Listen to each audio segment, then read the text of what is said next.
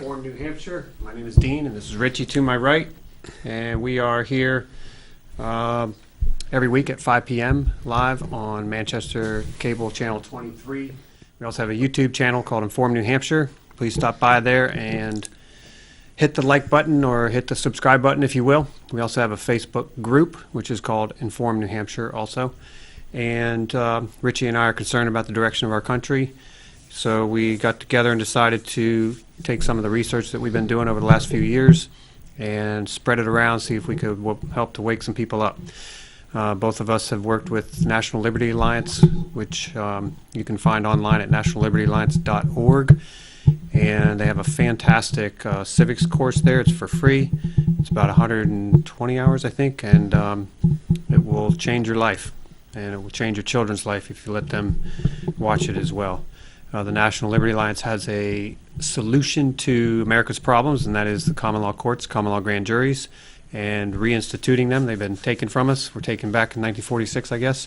So, the goal of many people, including us and some folks here in New Hampshire, is to restore our rightful right to remedy, which is the common law courts. So I think Richie has a couple things to say. One is Jerry DeLamus. Yeah. Okay, go ahead. I do want to talk about Jerry. Actually, there's not much to say about Jerry other than the fact that he's still in jail, an innocent man. Well, I shouldn't say not much. That's quite a bit. But my message is to the President of the United States. So if any of you 5 or 6 people who watch this show know the President or know somebody who knows him, maybe you can forward this to him. Jerry DeLamus went out to Oregon and Nevada to support his neighbors and to stand up for their rights against the people, the swamp dwellers, the same ones that President Trump went to Washington to drain. So why Trump is still the president, still trying to drain the swamp, and Jerry DeLamus is sitting in jail innocently is beyond me. And that applies to Greg, I can't think of his last name. Greg? Yeah, Greg Burleson. So, 68 years in prison. And, I've heard a lot of stories. I have no idea what Greg did, but I heard a lot of stories, we should kill these people, or we should do this, or we should do that. I don't really know what he said, but no one was hurt, regardless of what he said.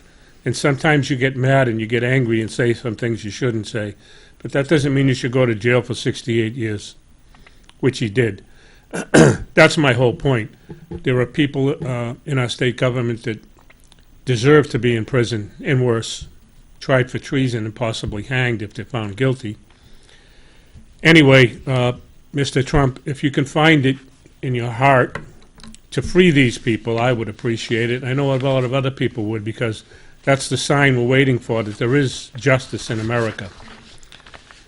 Back to Jerry DeLamus, I would ask you to please pray for Jerry and Sue, and if you can find it in your heart to give some money for his legal defense, please send it to freejerrydelamus.com on the internet, and I know they'd appreciate it.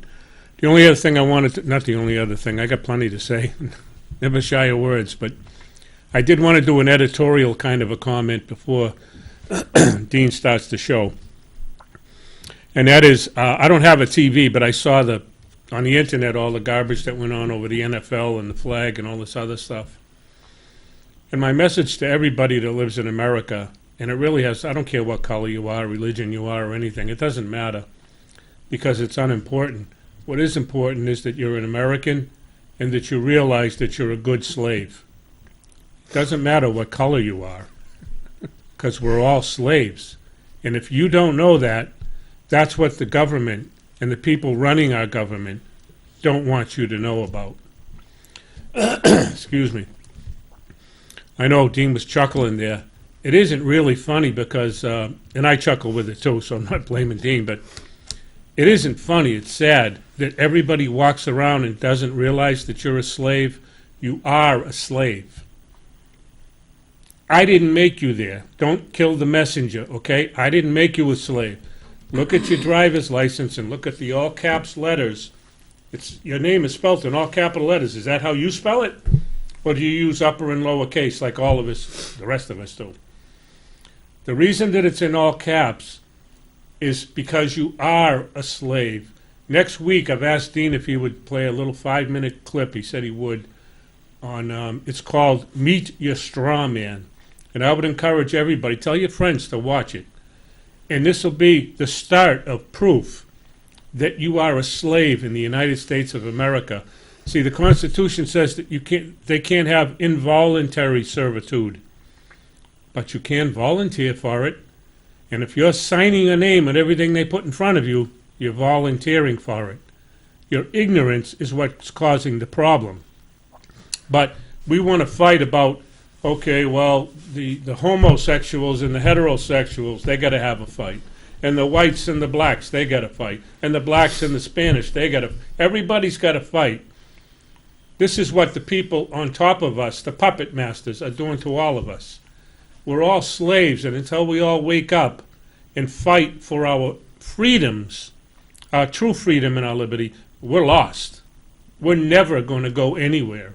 And it's up to you and me, all of us, to do the right thing. Please, I ask you to share this video. Let the people next week see.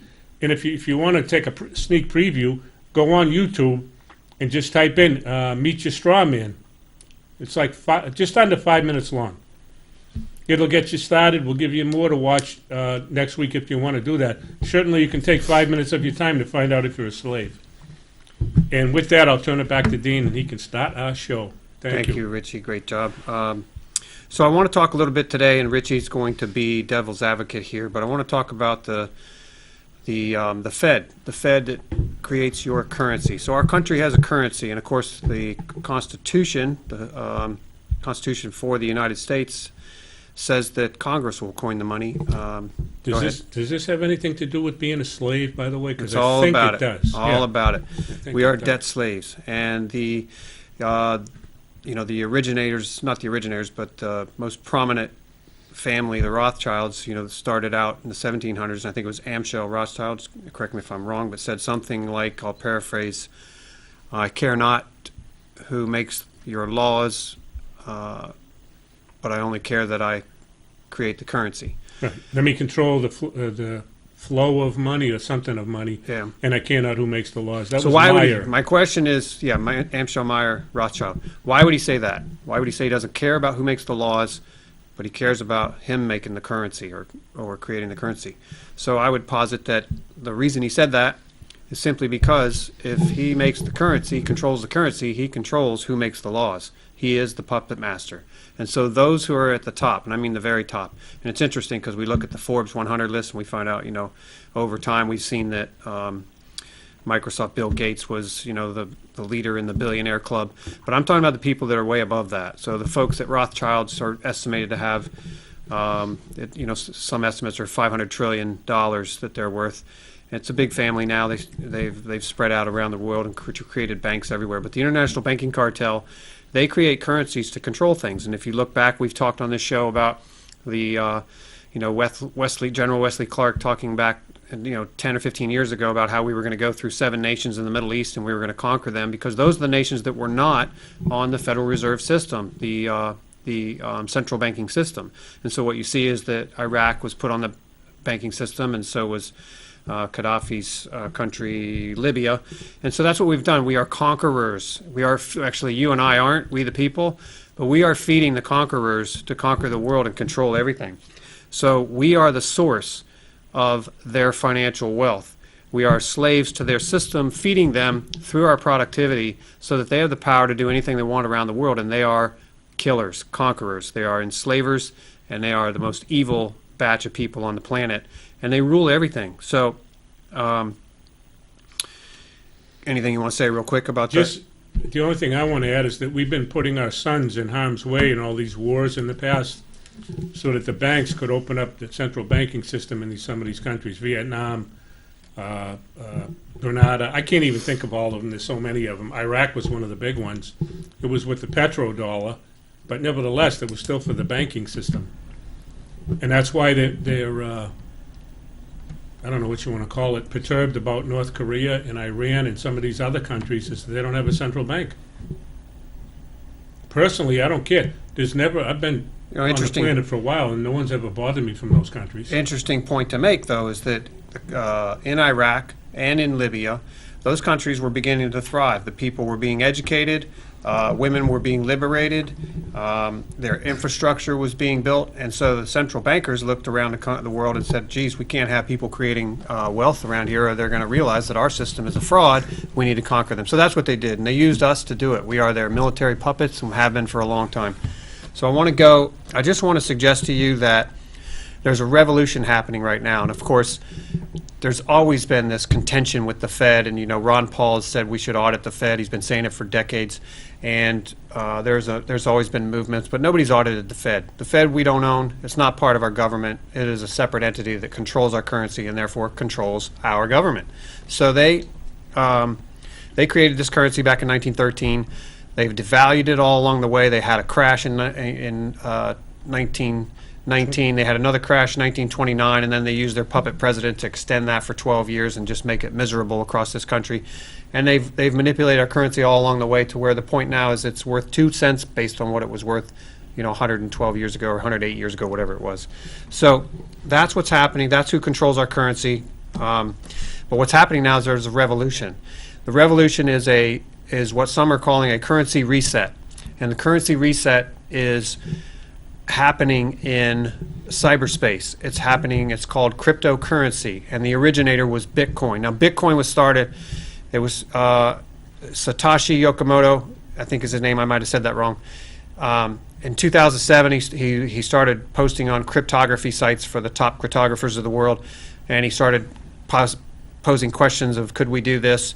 And 2 years later, he came out with, and he's obviously a genius, the guy came out with not only the code, but the unique system of peer-to-peer network mathematical codes to isolate these transactions, to keep them out of the view of anyone else. They're not hackable, they're not viewable, they're not controllable, but they happen all over the world, and that's what Bitcoin is. And so he set it out on the marketplace, and over time it has grown, and Bitcoin is arguably at this point the most valuable currency on the planet. If you're looking at what one Bitcoin is worth, currently is roughly $4,000 American dollars, and it started out at 10 cents a Bitcoin. Okay. So I want to just now I know there's some difficulties along the way creating a internet currency, and there's certainly some questions that arise when you're creating a currency online, and one of the things that's missing for a currency is tangible value. However, if you look at our current currency system, there is no tangible value. There's only value based on faith, and there's a faith that when I walk up to the store and hand them a $5 bill, they're gonna accept that because it has a value. That faith has deteriorated over time, and so what used to be 50 cents is now costing me $3, and we're noticing that all the time. So I want to start off with a couple videos here to introduce you to Bitcoin, introduce you to cryptocurrency, give you a sense of what's happening in this industry, because it's massive. It's not going away. It's growing epically, and it has a unique thing. Bitcoin is, you're going to hear here, it's two things. It's a cryptocurrency, so it's an online currency, online cash, but it's also a payment system. And the payment system is also now been, there's hundreds of new cryptocurrencies that are coming into place now to operate in different ways, not necessarily with currency, but with tokens, they call it. Think of token like a stock of a company. You might have a token which holds its value, increases in value, can be traded on the marketplace. But what's happening is that the peer-to-peer network blockchain is what they call it. That blockchain technology is the technology that allows transactions, communications, transfer of information all around the world instantaneously, with nobody being able to steal it, take it, see it, touch it, and complete anonymity. So we're going to hear some things here. I want to get started unless you have a quick comment. No, go ahead. All right, so here we're going to go I'll reserve mine. to a quick video that I just want to give an introduction.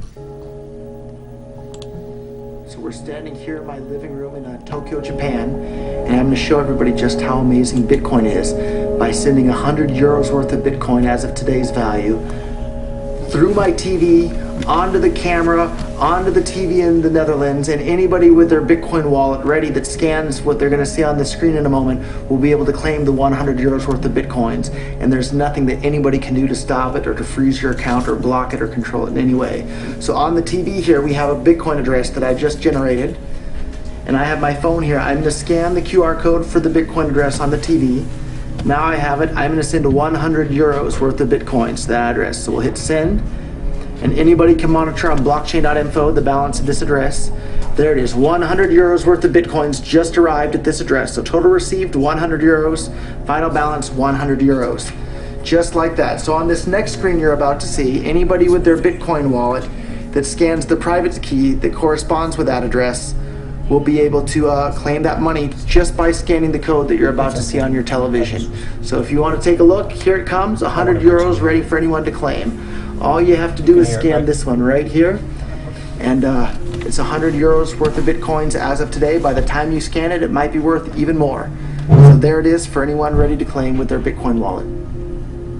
Okay, Holland, now you've just seen the power of Bitcoin. I sent 100 euros worth of Bitcoin from here in Tokyo directly to you guys through this camera, through the network, through the TV, right into your home. If I had tried to do that, send you the money with a traditional bank, it would have taken several days and probably cost 30 euros.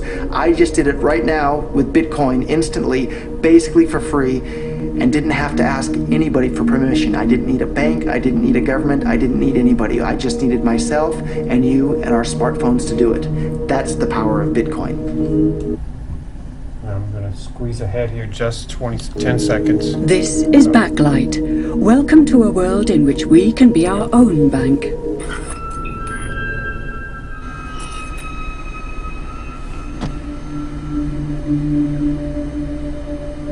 We take it for granted that money creation is controlled by governments and banks.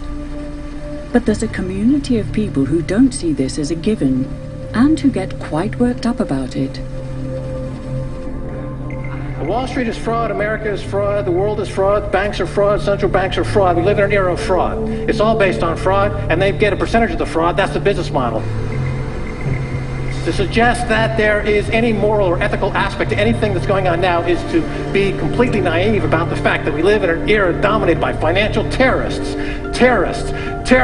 jihadis of banking. They're here to kill you and themselves. They believe in an ideology, not the Quran, but Adam Smith, that they completely misread and interpret as something to justify their blowing themselves up.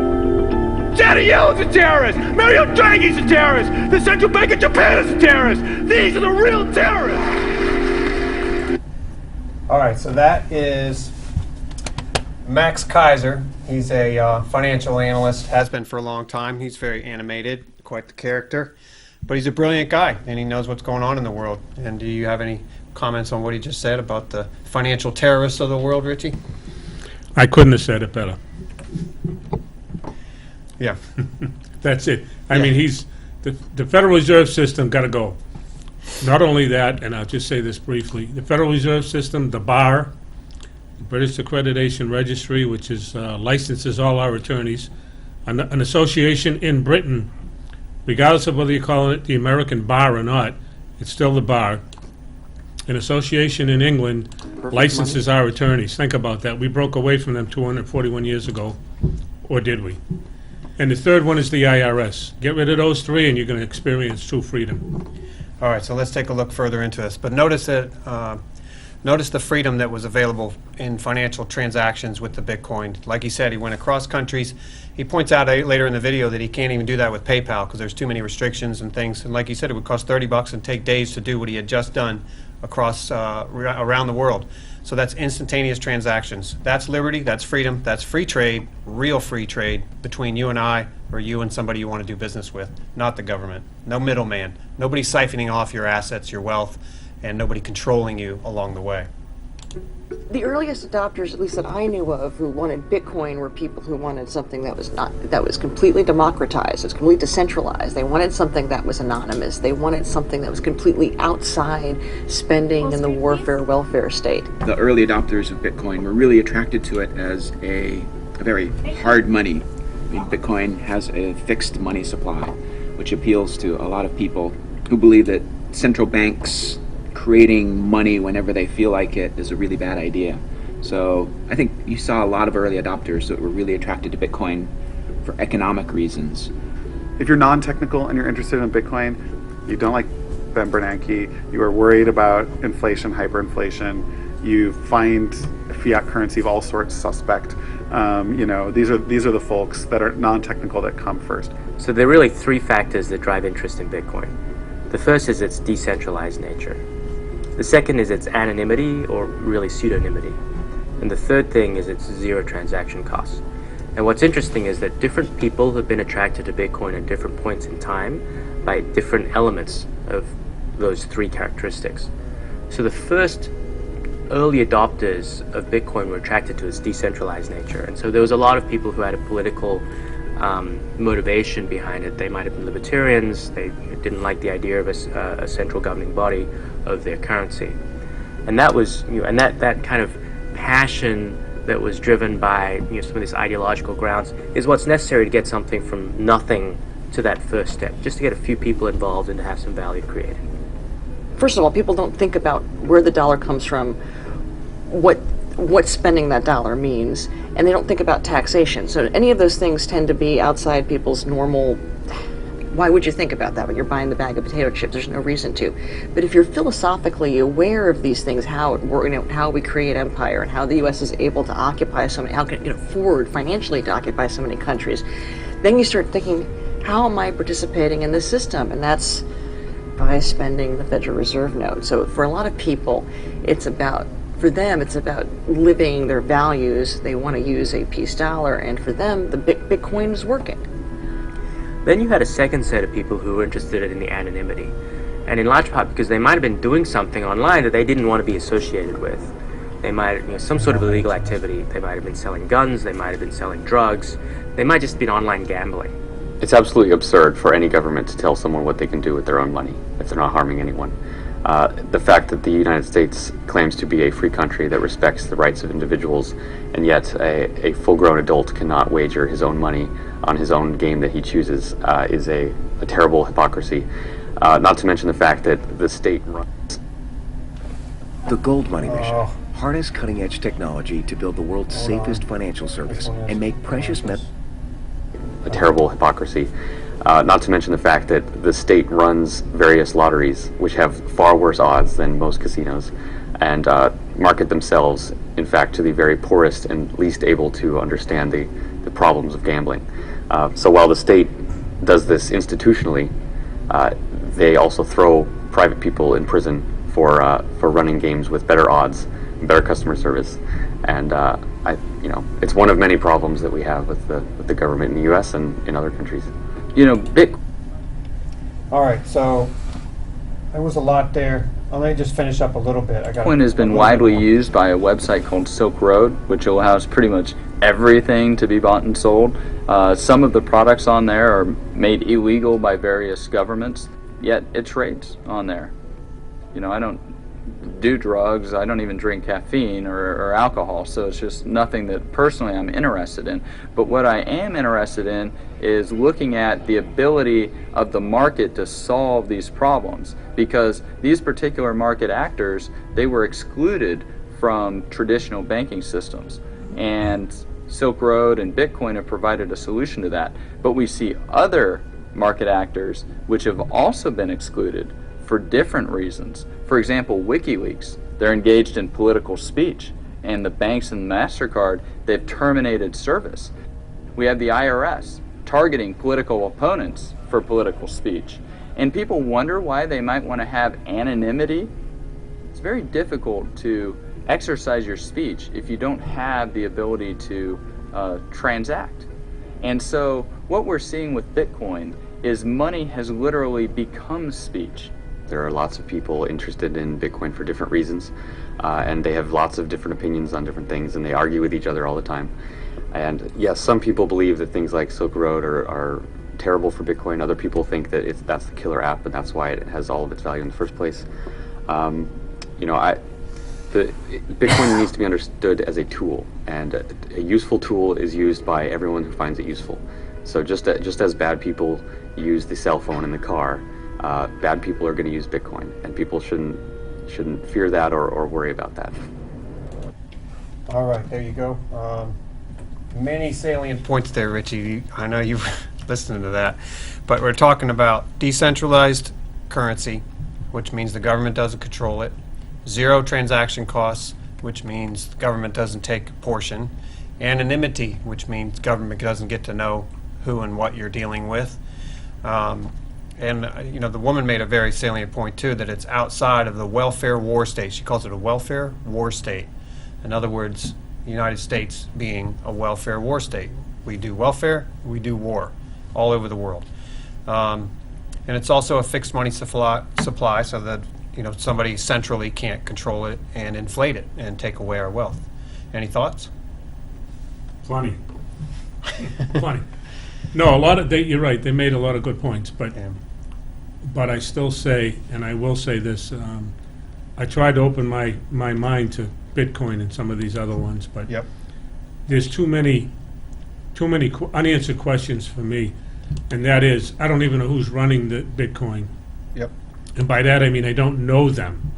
The same as I don't know my government, like the Federal Reserve Bank, we don't even know who runs it. Right. Okay, we know that there's a chairman of the bank, but we don't know who owns the bank, and that's the Rothschilds and the Rockefellers, but I don't know them. They don't associate with me. Secondarily, and this is the part that I can't get away from, I can take money, and even the Federal Reserve notes, which I hate the Federal Reserve, they should be done away with very quickly. Today is not too soon. But I can take money, cash, and I can go anywhere and buy what I want to buy. And there's no recorded, there's a receipt. But what I mean to say is it's not recorded like on a credit card or a debit card or Bitcoin, where there's some account number associated with you. Mm-hmm. I hand them the cash, they give me my stuff, my receipt, and I'm out the door. They don't know my name, they don't know where I live, nothing. That's why I like cash. That's why if we go into a cashless society, I think we're screwed.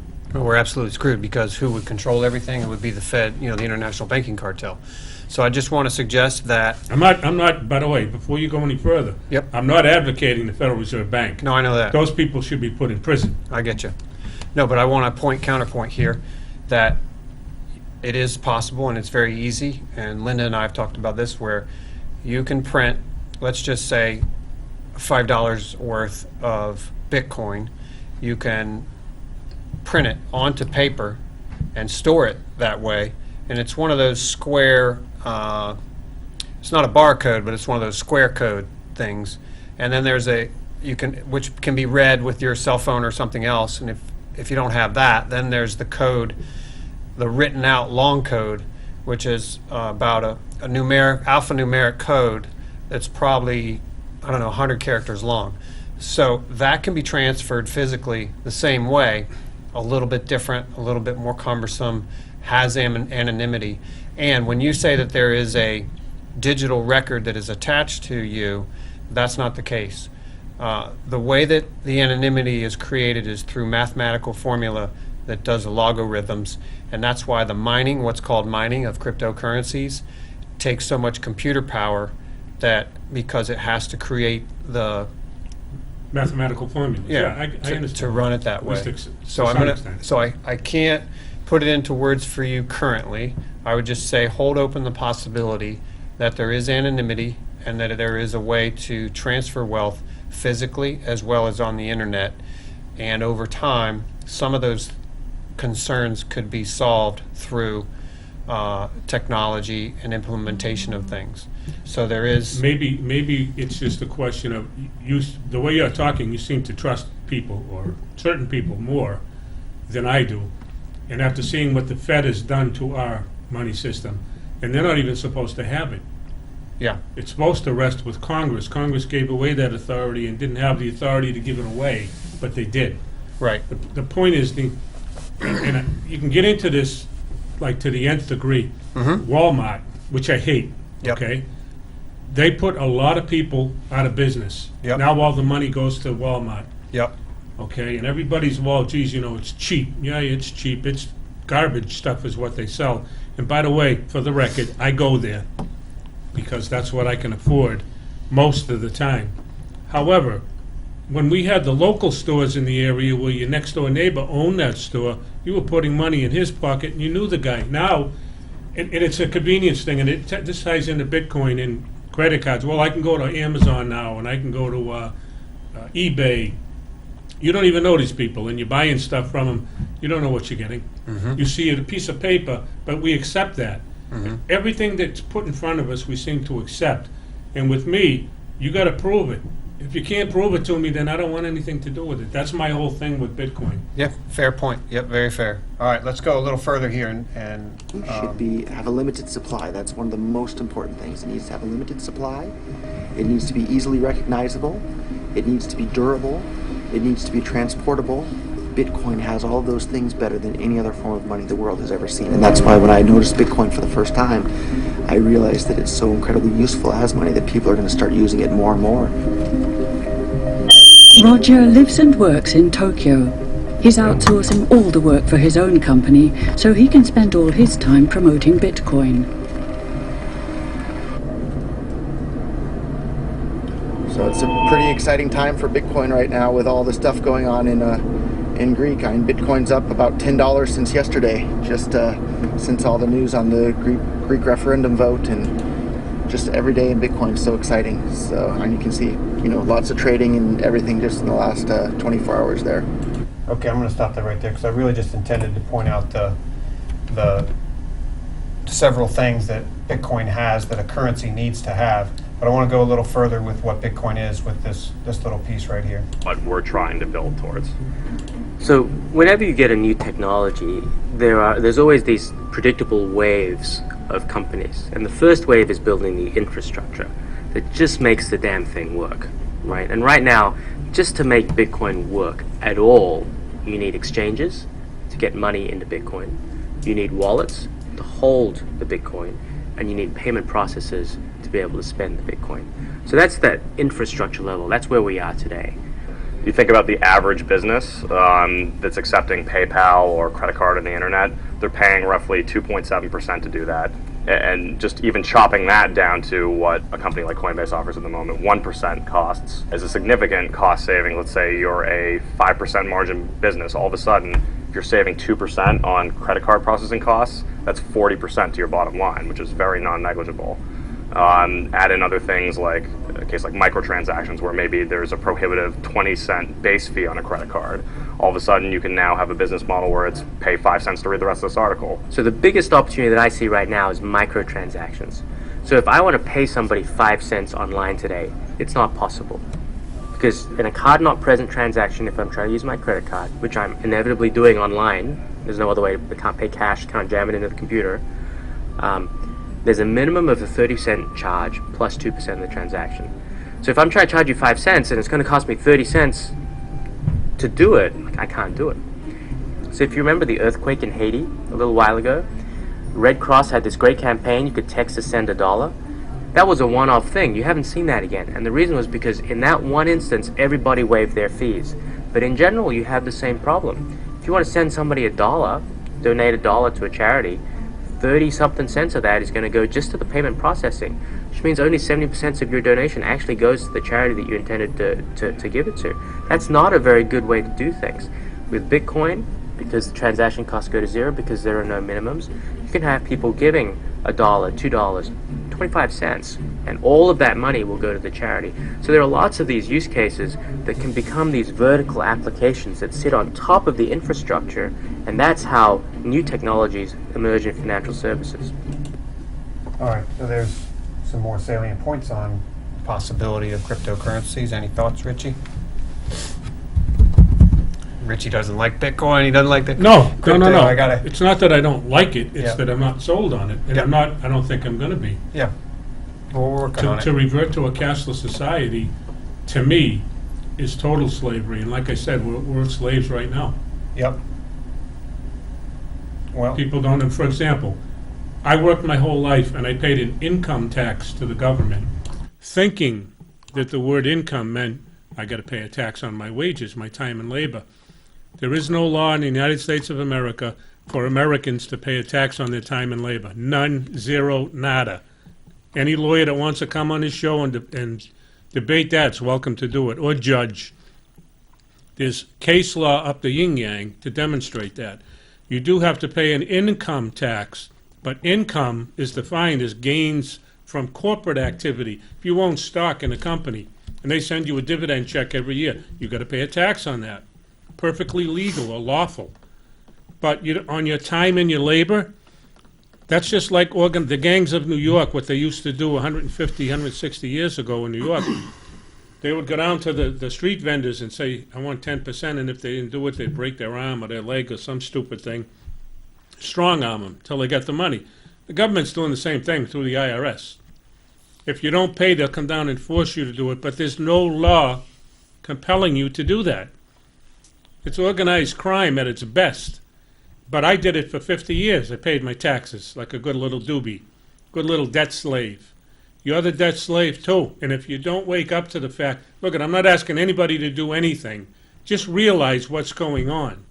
And then you can start formulating a plan to get out from under this mess by informing your politician people that you put in office. That's all. And I don't want to go off on a tangent, but it all ties into this thing. It's a big travesty. We're supposed to be controlling this planet here, this Earth, not just a few people pulling the puppet strings. All right. Didn't mean to go off on a tangent. No, I wanted you to. I like that. All right, so let's take a look at here. Many of the early Bitcoin enthusiasts were libertarians who saw Bitcoin as the ultimate remedy for state intervention. This was also what attracted Roger Ver to Bitcoin. In his early 20s, he was a candidate for the Libertarian Party in California. But during his campaign, he was sentenced to 10 months in prison for trafficking illegal fireworks. According to him, this was a political case brought by people who opposed his ideas. So I have two Bitcoin-related keys. I have the bitcoin.org key, and I have the blockchain.info Bitcoin blockchain logo. So you think it was a political case? There's no doubt in my mind whatsoever, and in fact, even at one of the pretrial conference things with the ATF agents, my attorney and the U.S. attorney, my attorney was saying, hey, these are store-bought firecrackers we sold on eBay.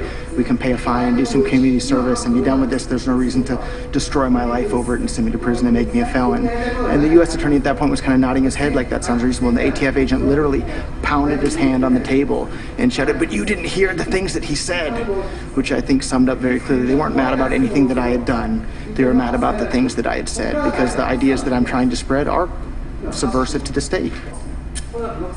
I did 10 months in federal prison, and I was scared of the U.S. government. The moment I was allowed to leave the U.S., I left, and I haven't lived there ever since. And they have what's called an exit tax. So at the time you announce you're a United States citizen, they tax you on your entire net worth at capital gains tax rates, and you have to pay them that money. Otherwise, they'll probably either send you to jail or at the very least not ever let you back in the country ever again.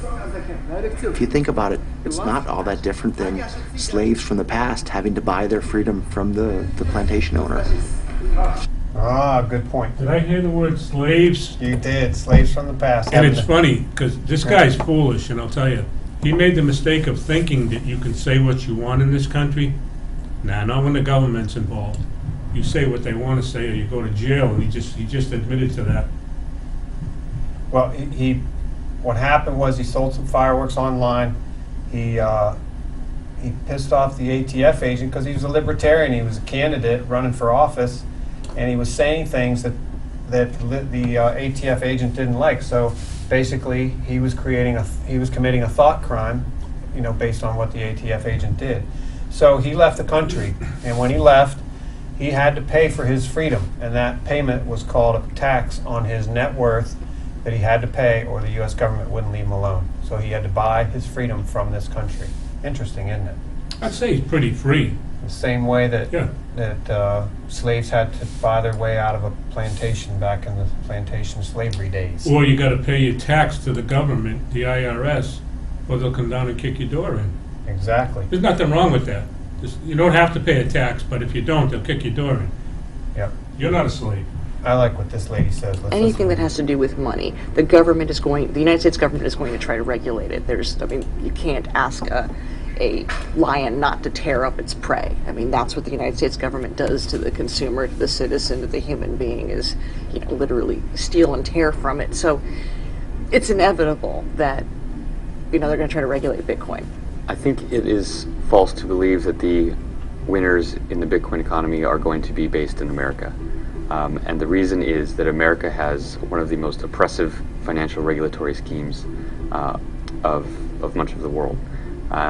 And so trying to run a financial company when other people can move their businesses to more hospitable jurisdictions, and because Bitcoin works all over the world, so a company can set up anywhere and service its customers in any other part of the world, a company would be hamstringing itself to set up in the U.S.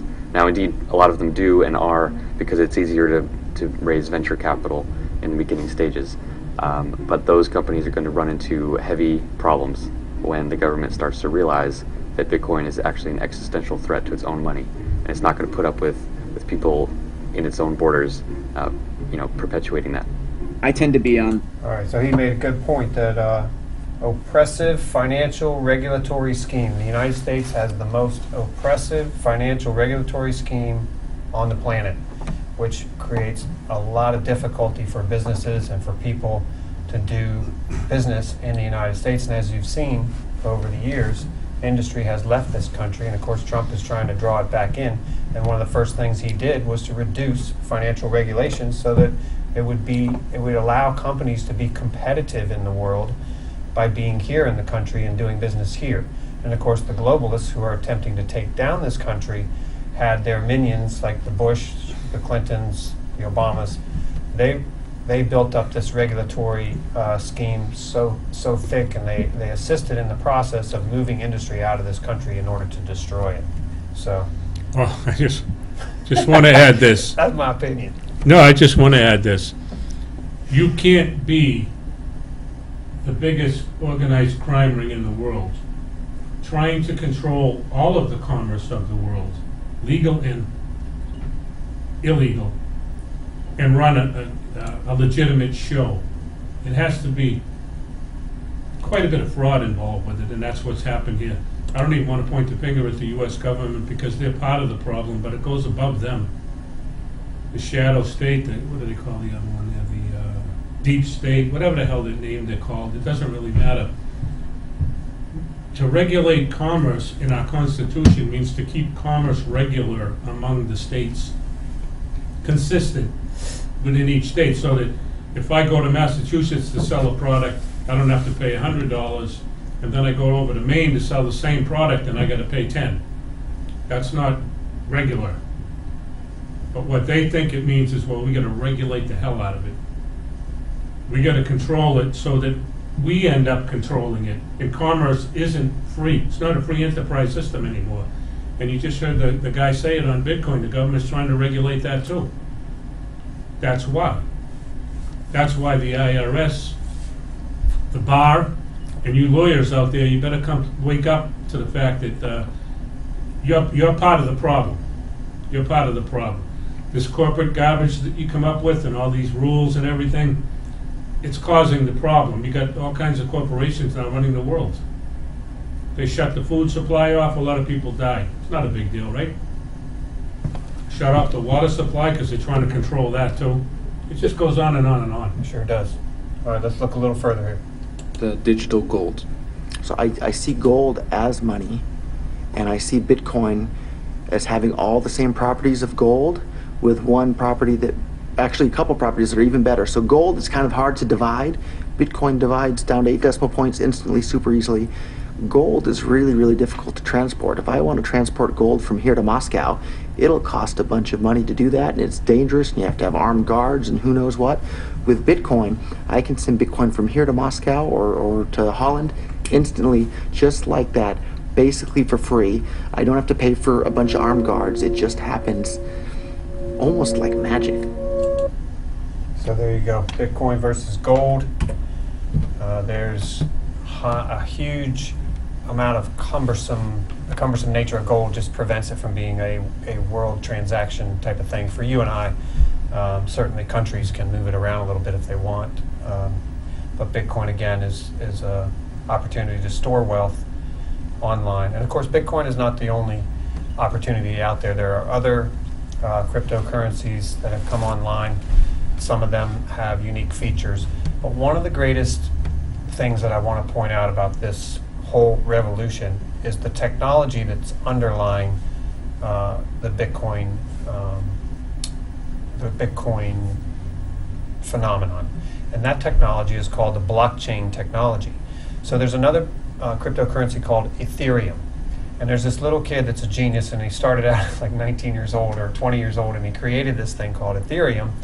And it's fun to watch him, and I don't have him on the video here, but Ethereum is basically the blockchain technology platform on which other companies can now come and place their systems on top of, so that it operates under the same conditions of anonymity, zero transaction costs, decentralization.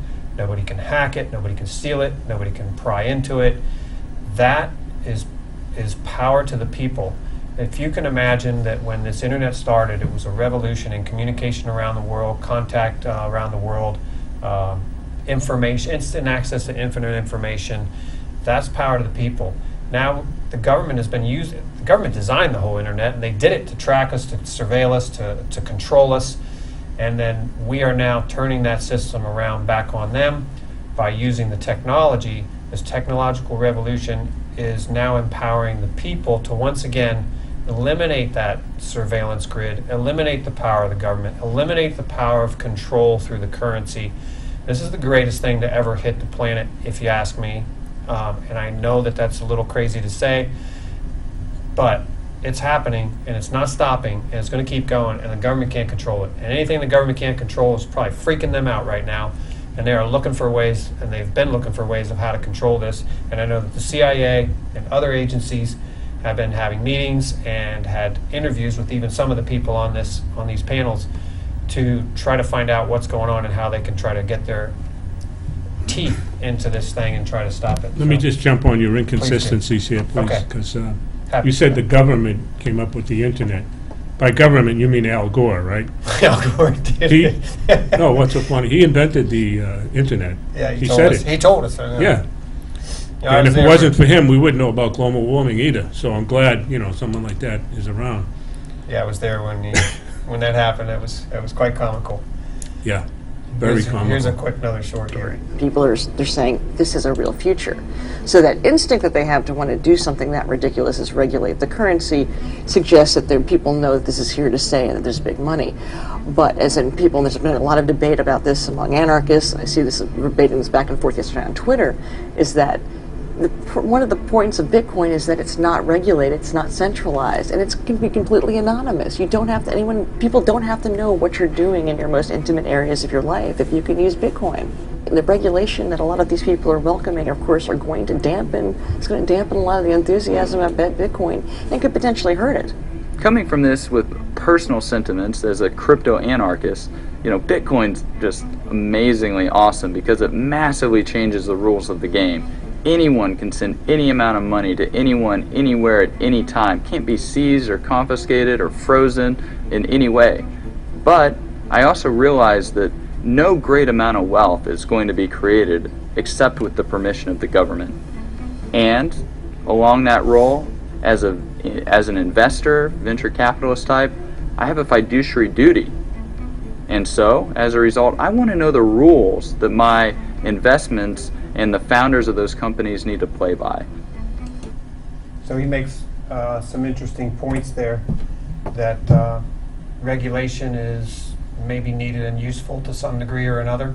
But he also made a point that I don't agree with, and that is that no amount of wealth can be created without the government controlling it or having a hand in it.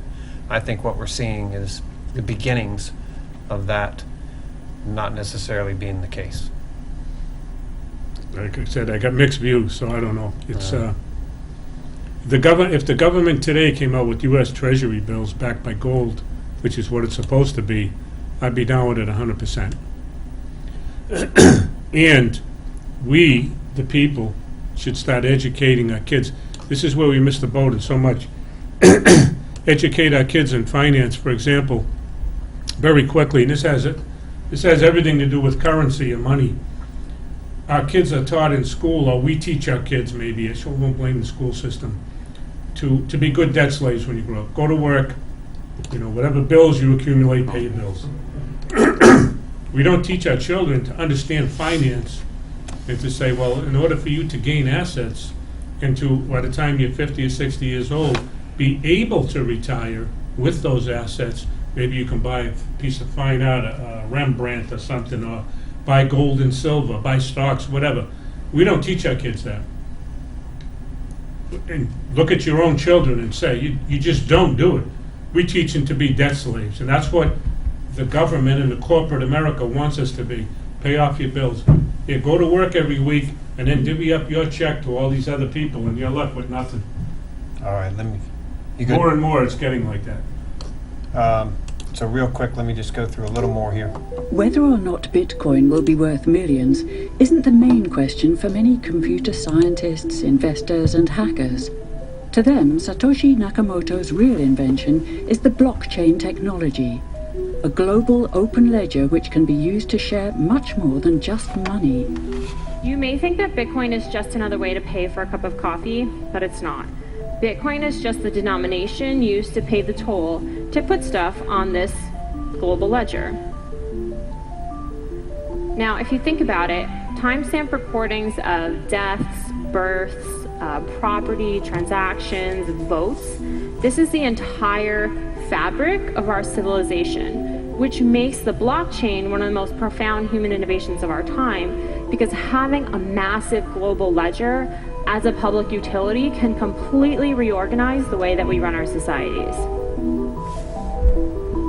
Fundamentally, blockchain is a database sort of mechanism, and it's a standard, it's a protocol, and one of the problems we have in an increasingly globalized system is that everyone is operating their systems on their own local standards, and getting people to do everything in a uniform way that benefits all of us, like, bringing in the metric system, that is really, really hard. Blockchain offers an opportunity to start this new exciting technological industry from a standard that is globalized and potentially uniform. So I see the potential that way. The decentralized blockchain makes it possible to share data publicly without a single party controlling the system. In the blockchain, all participants in the network are equal.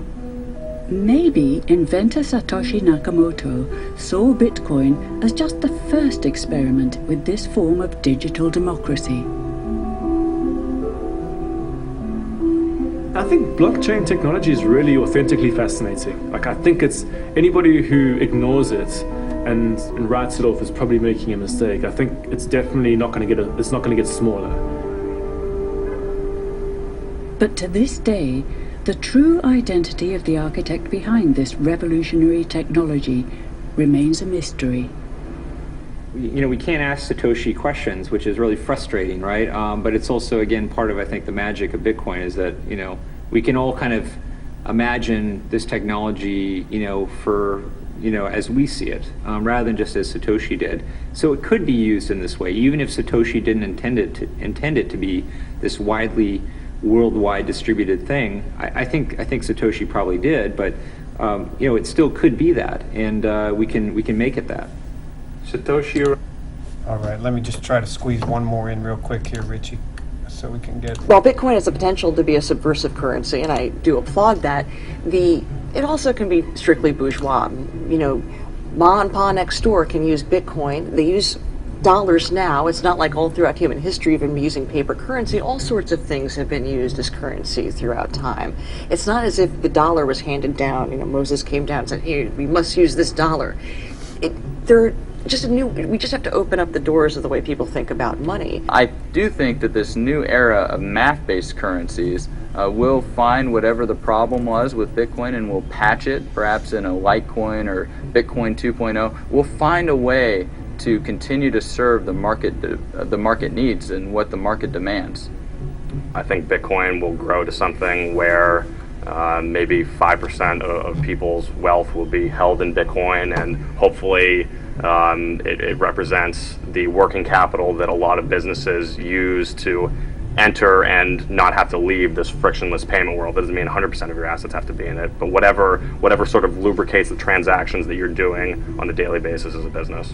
Bitcoin might succeed someplace else in the world. Maybe a country like Zimbabwe that recently saw hyperinflation. Maybe they'll decide, instead of using the US dollar as our currency, which they're doing now, maybe a cryptocurrency like Bitcoin would make sense as their national currency. That's a possibility. I don't know what's going to happen. My job is to concentrate on making it possible so any of those great things can happen. And I think it's going to be really interesting in the next 5 years to see what does happen. All right, so there we have it. We are close to the end. Richie, we got about 3 minutes. I wanted to play this very last piece, which I didn't get to, but one of these guys makes a point that the fear that's being propagated right now is that this type of technology, Bitcoin, can be used to do bad things in the world, and that they are afraid that the criminals will adopt this technology, when the truth is they're not afraid of that. They're afraid that the rest of you will adopt this technology, because that would fold and collapse their control grid, their control system, take away their power. All of their power lies in this fundamental currency manipulation scheme that they have going. And this is a revolutionary technology that is pulling the power back to we the people. And I know there are a lot of questions. There's plenty that I don't even understand yet, but I think that we're going to see a lot more of this down the road. For those of you who haven't heard of it, check it out. There's plenty of YouTube videos to go and watch. Those are a couple of those two documentaries are really good. Really good, I think, how these documentaries point out the flaws and the fraud and the corruption that is our current system. So, any thoughts, Richie? No, I've expressed my We've got about 2 my minutes. concern. I did want to say that I wanted to mention the National Liberty Alliance again, because I believe that right now they're at a critical point, and I don't care what anybody says. Like they said, you don't have the enforcement mechanism or whatever. The people are the enforcement mechanism. There are things being done right now. They may break in the next few months, I hope. That depends on you. Get involved with the National Liberty Alliance. At the very least, you're going to learn what is going on in the world. Their civics course and constitutional course are outstanding. So I implore everybody, please go to nationallibertyalliance.org. Check them out. Check their page out. It doesn't cost anything to join. And see what they're about. Do not continue to be a slave for the big machine, or the whatever you want to call them, big pharma, the oil companies, the Federal Reserve System. They're all controlling us. Learn about what's happening, because if you're informed, you will learn. Watch some of the videos before our show and after from some of the founding fathers. If you think that you're going to be free and ignorant and free in the state of civilization, you'll get what never was and never will be. That's Thomas Jefferson.